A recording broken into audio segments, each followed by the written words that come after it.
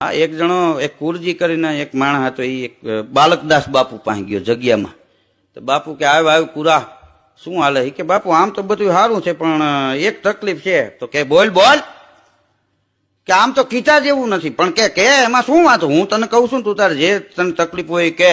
તો કુરજી શું કે ખબર? કે ઘરમાં ઉંદેડા વધી ગયા છે ને એમાં એક ઉંદર તો એવો ઝપટું મારે, છલાંગ મારે તો શીકે પોગી જાય.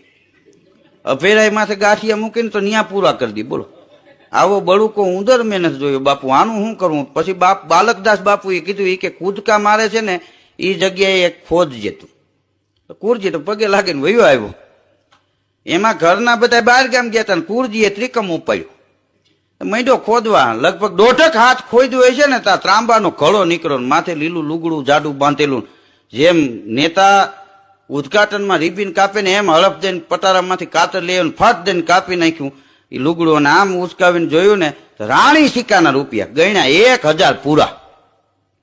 અને કુરજીના મોઢામાંથી વેણ નીકળી ગયા કે ઉંદેડો કૂદકા મારતો હતો. અને બાલકદાસ બાપુએ વાત કરી, આ મોહનિયાના લગ્ન છે ને હવે રૂપિયાની ચિંતા વહી ગઈ. વાહ, ધન છે બાલકદાસ બાપુને. હવે બાલકદાસ બાપુએ ખોદવાનું એટલે કીધું હતું કે ત્યાં કુરીઓ જો ગોઠણમાં ખોદી નાખે તો ઉંદરની રેન્જ કપાઈ જાય એમ. અને આ ચમત્કાર, આને ચમત્કાર ઈ ભાઈ વાહ.